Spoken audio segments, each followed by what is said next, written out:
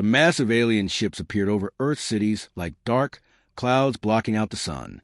Dr. Kim Hannah pressed her face against the window of her sole apartment, watching as the enormous vessels cast shadows across the Han River. The ships were beautiful in a terrifying way, their crystalline surfaces catching and reflecting light in patterns that hurt to look at directly. It had been 3 months since first contact, and the promises of peace and partnership were already crumbling like old paper. The beings who called themselves the Veltari stood nearly 3 meters tall. Their bodies made what looked like living crystal that changed colors with their moods.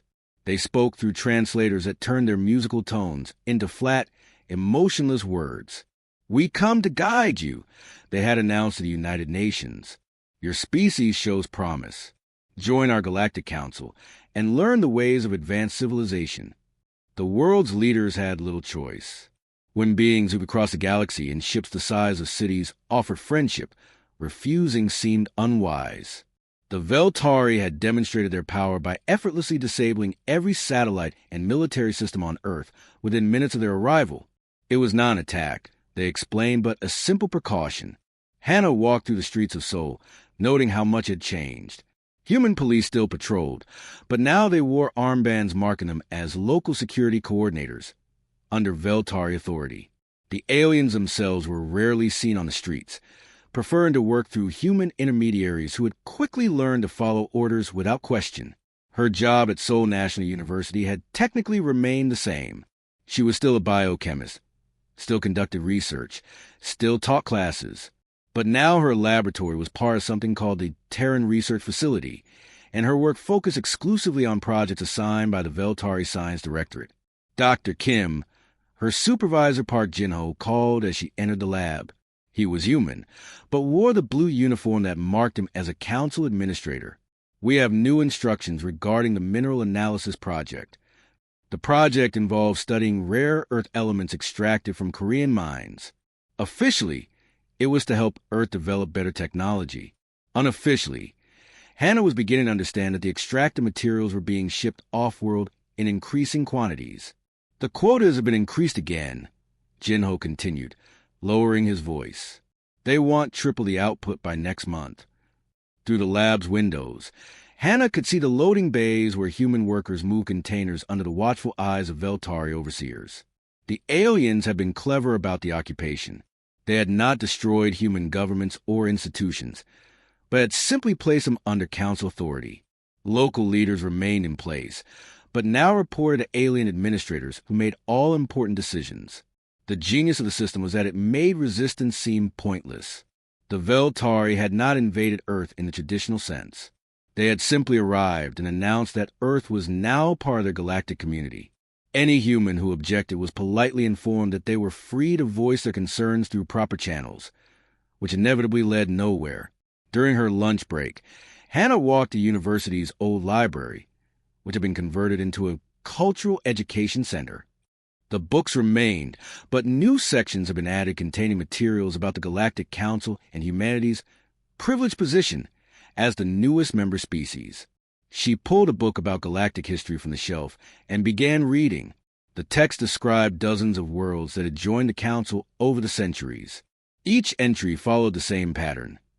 Primitive species discovered by Council explorers, peaceful contact established, membership offered and accepted, rapid technological advancement under Council guidance. What disturbed Hannah was not what the book said, but what it didn't say. There were no details about what these species were doing now, centuries after joining. No descriptions of their contributions to galactic civilization beyond raw materials and basic labor. No indication that any member species had ever advanced beyond their initial status as junior partners. Interesting reading? Hannah looked up to see a Veltari approaching, its crystalline body shifting from blue to purple as it moved.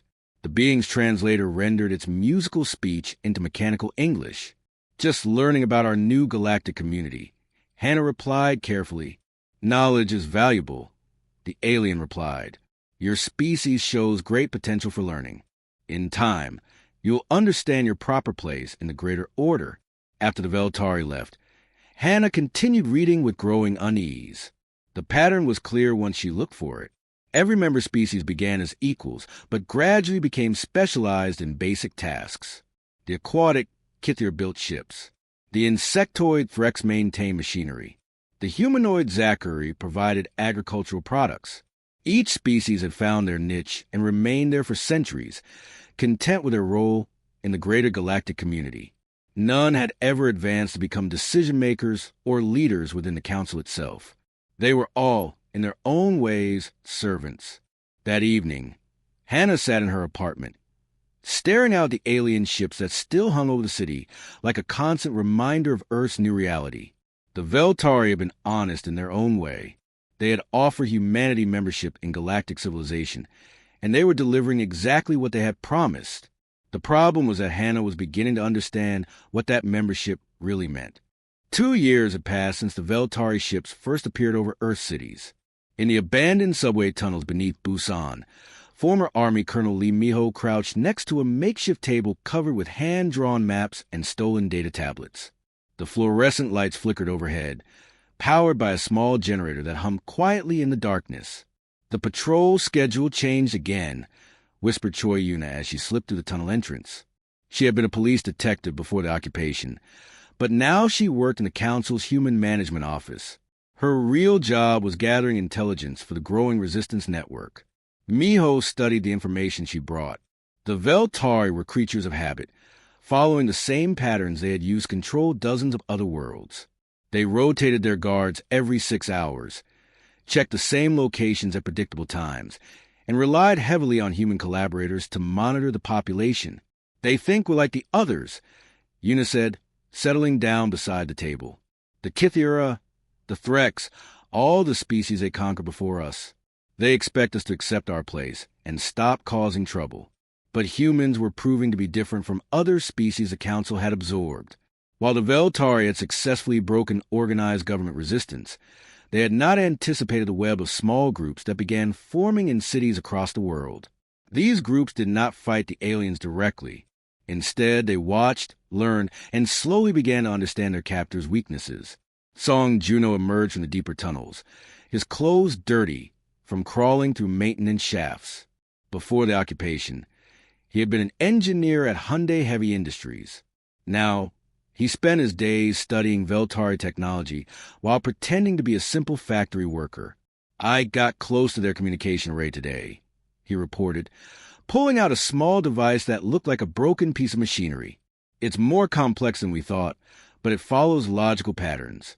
They're using quantum entanglement for long-distance communication, but the local networks are surprisingly basic."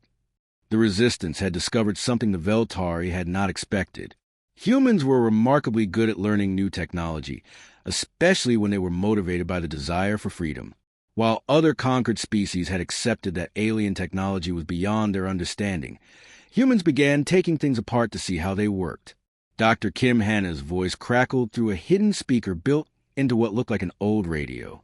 She was still working at the research facility in Seoul, but had become the Resistance's most valuable source of information. "I made an important discovery today." Her voice was barely above a whisper. "The Council records show they've conquered 47 different species over the past 700 years. But here's what's interesting. In every case, organized resistance stopped within 5 years of initial contact." Miho frowned. "What does that mean for us?" "It means we're already breaking their pattern. Most species either fought a conventional war and lost quickly, or accepted defeat and integrated peacefully. We're doing something they've never seen before: long-term guerrilla intelligence gathering." The Resistance Network had grown to include cells in every major city. They communicated through methods the Veltari could not monitor. Hidden messages in traditional Korean poetry posted on social media, coded signals broadcast during traditional music programs, and face-to-face meetings disguised as family gatherings or religious services. What made the network effective was that it did not try to fight the aliens directly. Instead, it focused on understanding them. Every Resistance member had a day job that brought them into contact with Veltari operations. They observed routines, memorized procedures, and slowly built a detailed picture how the occupation actually worked. Bae Sunmi crawled out of a ventilation shaft, her laptop bag slung across her shoulder. She had been a computer programmer before the invasion, and now she worked as a data entry clerk for the Council administration. Her real job was mapping the aliens' computer networks and looking for security vulnerabilities. "I found something big," she announced, opening her laptop and connecting it to their improvised communication system. The Veltari don't just control Earth. They're managing hundreds of worlds simultaneously. Their command structure is incredibly centralized. The laptop screen showed a diagram that had taken months to piece together. The Galactic Council operated like a massive corporation, with a central command station that coordinated activities across their entire territory. Local administrators had very little independent authority. They followed orders from the central command and reported back regularly. This is their weakness, Mio realized. They're spread too thin. If something happened to their central command, the whole system will be paralyzed. Hannah's voice came through the speaker again. "There's more.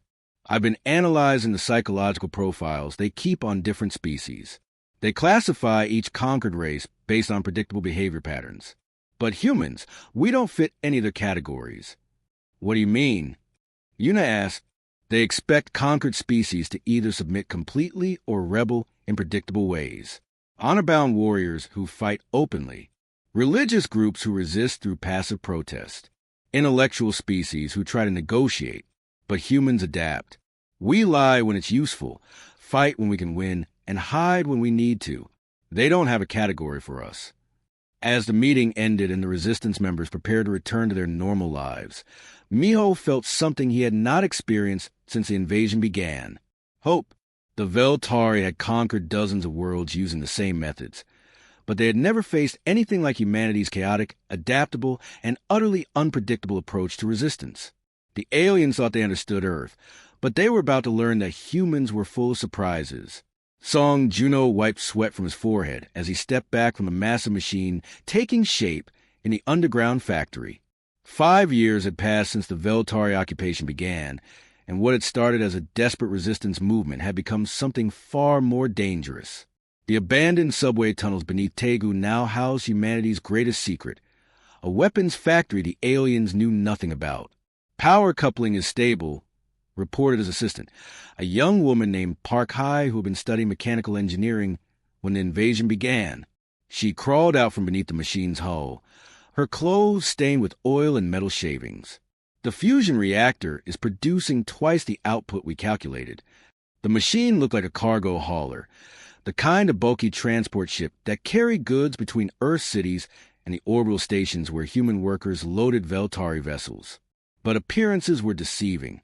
Hidden within the cargo ship's ordinary-looking hull were weapon systems that could punch through alien shields and armor plating that could withstand direct hits from Veltari energy weapons. Juno had learned something important during his years of secretly studying alien technology. The Veltari were incredibly advanced, but they had become predictable. They used the same ship designs, the same weapons, the same tactics that had worked for centuries against other species. They had never needed to innovate because nothing had ever challenged their superiority. 18 ships completed, 6 more in final assembly, he announced to the small group gathered in the factory's main chamber. The resistance leadership had grown from a handful of angry survivors to a coordinated organization that spanned the globe. Colonel Lee Miho studied the ships with satisfaction. Each one was a masterpiece of human engineering and deception. They carried legitimate cargo and followed regular shipping routes, but hidden compartments contained enough firepower to take on a Veltari warship. More importantly, they were crewed by humans who had spent years learning to think like their enemies. Dr. Kim Hanna's holographic image flickered to life above the communication array. Even after 5 years of resistance work, she maintained a position at the sole research facility, feeding the aliens false data while stealing their secrets. "I have news from the other resistance cells," she reported. "The network now extends to 32 cities across 6 continents. More importantly, we made contact with resistance groups on other worlds." The room fell silent. For years, the human resistance had assumed they were alone in their fight against the Council. The discovery that other species were also secretly working against their oppressors changed everything. "The Kithira have been building ships for the Council for 40 years, Hannah continued. But they've also been building ships for themselves. Hidden construction facilities, untraceable vessels, weapons the Council doesn't know exist. They've been waiting for someone to make the first move. Bae Sunmi looked up from her computer terminal, where streams of data flowed across multiple screens. She had become the Resistance's expert on Veltari communications and computer systems, learning to hack into their networks without being detected. "I've been analyzing Council military doctrine," she reported. "In 700 years of expansion, they've never faced a coordinated multi-species rebellion. Their response protocols assume they'll be fighting one species at a time, using predictable tactics based on that species' historical behavior patterns." The implications were staggering. The Galactic Council had built their empire on the assumption that conquered species would either submit completely or rebel in ways that could be easily crushed. They had detailed playbooks for dealing with every type of resistance they had encountered before. Choi Yuna spread out reconnaissance photos on the table. Her official job with the Council administration gave her access to shipping schedules and facility layouts that were invaluable for planning operations. "The Council's main command station is located in the Rigel system," she announced. "It coordinates military operations across their entire territory. Every major decision flows through that single point." Juno studied the photos with growing excitement. The command station was heavily defended, but it was also incredibly important. If something happened to it, the entire Council military apparatus would be paralyzed while local commanders waited for orders that would never come. "There's something else," Hannah added, her expression serious. "I've gained access to the Council's historical records. Do you want to know what they're really afraid of?" Everyone in the room leaned forward. Understanding the enemy's fears was almost as valuable as knowing their weaknesses. "Unpredictability," Hannah continued. "Every species they've conquered has followed predictable patterns. Warriors fight with honor. Intellectuals try to negotiate. Religious groups use passive resistance. But humans, we don't fit their categories. We lie, cheat, steal, and change tactics without warning. Their computer models can't predict what we'll do next." Park High emerged from beneath another ship, holding a device that looked like a simple communication relay. "The psychological warfare systems are ready too," she announced. "When we start broadcasting, every enslaved species in the galaxy will hear the truth about the Council." As the meeting concluded, Juno looked around the hidden factory with pride. What they had built was more than just weapons and ships. They had created something the Galactic Council had never encountered before, a resistance movement that refused to follow the rules. The Veltari expected conquered species to fight like their ancestors, using the same tactics and strategies that had failed for centuries. But humanity had spent 5 years learning to be something different. They were about to introduce the galaxy to a new kind of war, one where nothing was predictable and everything was possible. The countdown to rebellion had begun. The rebellion began at exactly 0800 Galactic Standard Time across 17 different star systems. Admiral Veltar stood in the command center of the Council's main battle station, his crystalline form flickering between purple and red as emergency reports flooded in from across the galaxy. "Impossible!" His translator rendered the musical tones of his native language into flat mechanical words. Intelligence indicated minimal resistance capability on all affected worlds. On his main display, red warning lights appeared on system after system. The attacks were not random acts of desperation, but coordinated strikes that seemed to target exactly the right locations to cause maximum disruption. Communication relays went dark. Supply convoys disappeared, and garrison posts reported being cut off from Central Command. In Earth's orbit, Song Juno gripped the control console of his disguised cargo hauler as Veltari patrol ships approached. The alien vessels moved in their standard formation, following procedures that had worked perfectly for centuries against every other species they had encountered. "Cargo vessel, transmit your shipping manifest," came the translated voice of the patrol leader. "Transmitting now," Juno replied calmly. The manifest showed exactly what the Veltari expected to see: processed rare earth minerals heading to the outer rim territories. The patrol ship scanners would detect legitimate cargo containers, proper identification codes, and a crew of compliant human workers. They would not detect the hidden weapon systems, the modified hull plating, or the fact that Juno's cargo hauler carried enough firepower to destroy all 3 patrol ships before they could send a distress signal. Manifest approved, the patrol leader announced, "Proceed to designated shipping lane." As soon as the Veltari ships moved away, Juno activated his concealed communication array. "Eagle Base, this is Cargo 7. Patrol sweep complete. Beginning primary mission." The primary mission was not delivering minerals to alien factories. It was coordinating with 16 other disguised ships to begin the systematic destruction of the Council's orbital infrastructure around Earth. Dr. Kim Hanna watched from her position in the Seoul Research Facility as the first explosions lit up the night sky. The Veltari administrators around her reacted with shock and confusion as their communication systems began failing. Emergency protocols kicked in, but the protocols had been designed to handle predictable threats. "All communication with Orbital Command has been lost," announced Director Kethanel, his crystalline body shifting to a deep orange that indicated extreme stress. "This should not be possible. Human resistance lacks the capability for coordinated orbital strikes." But the humans were not just attacking military targets.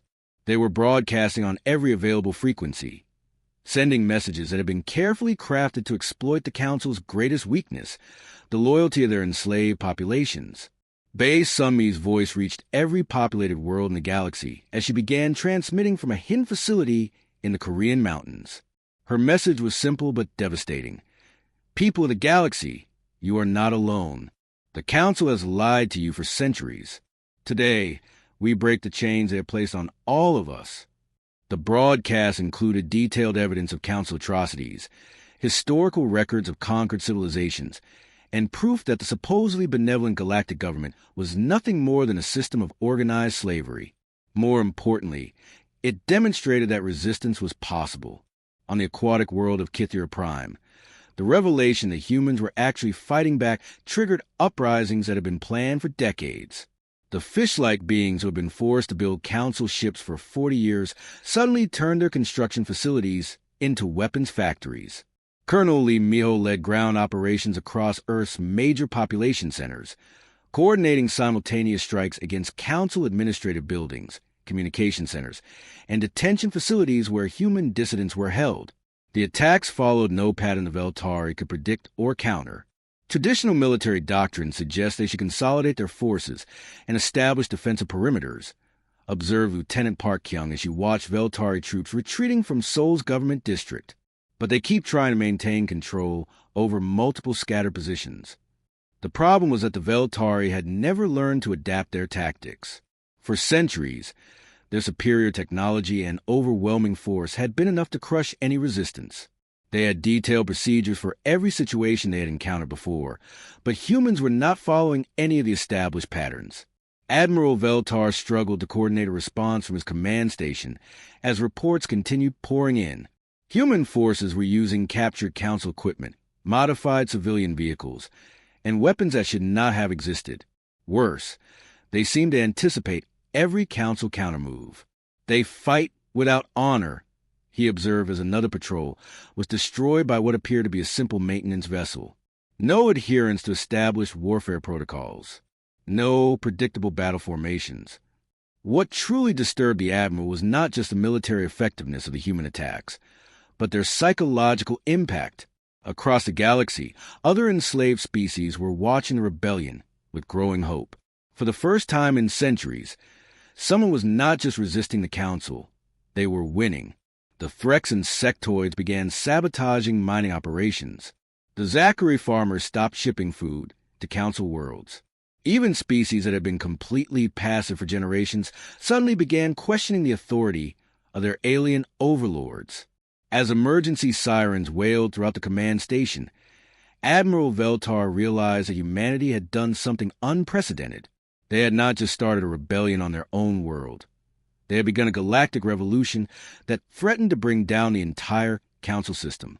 The crystalline being's form flickered between colors as he tried to comprehend what was happening.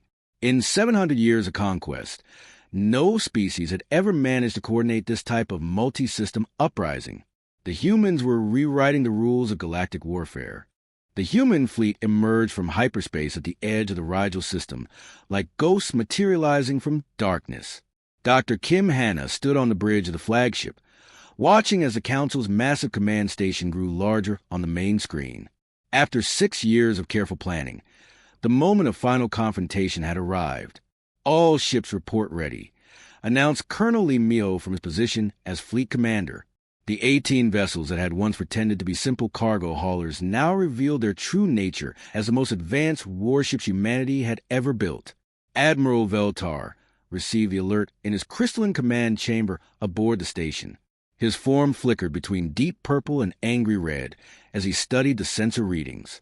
The approaching human fleet was smaller than he had expected, but intelligence reports had taught him not to underestimate these unpredictable beings. "Council Command, this is the Earth Liberation Fleet." Hannah's voice transmitted across all frequencies. "We have not come as conquerors. We offer you a chance to end this conflict peacefully." The Admiral's translator rendered his musical response into mechanical words. "You have caused great damage across our territory, but you cannot govern a galaxy. The Council has maintained order for 700 years. Without us, chaos will consume everything. Your order is built on slavery," replied Song Juno from the engineering deck of the flagship. "We offer something you have never tried, voluntary cooperation between equals." What happened next surprised everyone aboard the command station. Instead of launching a direct attack, the human fleet began broadcasting on every available frequency.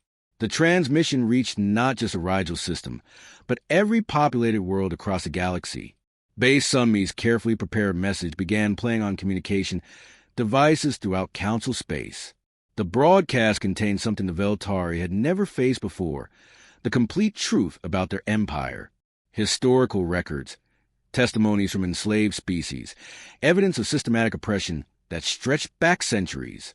"People of the galaxy," her voice reached billions of listeners, "you've been told that the Council protects you, guides you, keeps peace among the stars. Today you will learn what peace really costs." The revelation was devastating. Species after species learned that they were not alone in their suffering, that the Council's benevolent promises were lies, and that resistance was possible. The humans had done more than just fight back. They had exposed a foundation of lies that held the galactic government together. Admiral Veltar watched in growing horror as his communication systems lit up with reports from across the Empire. On Kythera Prime, the aquatic builders were destroying Council facilities and declaring independence. The insectoid threats had seized control of their mining worlds. Even the peaceful Zachary were refusing to produce food for Council territories. "This is not warfare," the Admiral observed, his crystalline form now flickering between colors so rapidly it hurt to look at. "This is something else entirely." Park Kyung, monitoring communications from her position on the human flagship, smiled as she listened to the chaos spreading through Council space. 17 different species have declared independence in the past hour. 23 more are holding emergency votes. The Empire is collapsing from within. The genius of the human strategy became clear as reports continued flooding in. They had not tried to conquer the Council's territory through military force. Instead, they had destroyed something far more important: the illusion that Council rule was legitimate and permanent. "Your member species are abandoning the Alliance," Hannah announced at command station. "Without their support, you have no empire to govern. We offer you terms for a peaceful surrender." Admiral Veltar found himself in a position no Council leader had faced in centuries. His military forces were scattered across hundreds of systems, dealing with uprisings on dozens of worlds. His political authority was crumbling as member species voted to leave the Alliance. His technological advantages meant nothing when facing an enemy that refused to fight conventional battles. "What do you want from us?" he finally asked. "Nothing," Miho replied, surprising the Admiral with the simplicity of the answer. "We want nothing from you except that you stop taking things from others. Dissolve the Council. Release the enslaved worlds. Let each species choose its own path." The final negotiations took place aboard a neutral station constructed by volunteer workers from a dozen different species. Representatives from across the galaxy gathered to witness something unprecedented in galactic history: the voluntary dissolution of an empire. Dr. Kim Hanna addressed the assembled delegates as the new Galactic Assembly prepared to vote on humanity's proposal for interstellar cooperation. The Council believed that order could only exist through control, she began. They saw strength only in domination, wisdom only in forcing others to obey. Her words were translated into hundreds of languages as beings from across the galaxy listened. But we learned something different during our years of resistance. True strength comes from the courage to trust others. Real wisdom lies in choosing cooperation over conquest. The vote was unanimous. The Galactic Council was officially dissolved, replaced by an alliance based on voluntary participation and mutual respect. Former slave worlds became independent nations. The Veltari themselves were offered membership in the new assembly as equals rather than rulers. As the ceremony concluded, representatives from dozens of worlds approached the human delegation with something their species had not felt in generations: hope for a future where all beings could be truly free. The galaxy had expected brutal revenge from a species that overthrew their oppressors. Instead, they witnessed humanity's greatest victory: the choice to build something better rather than simply destroy what came before. The end.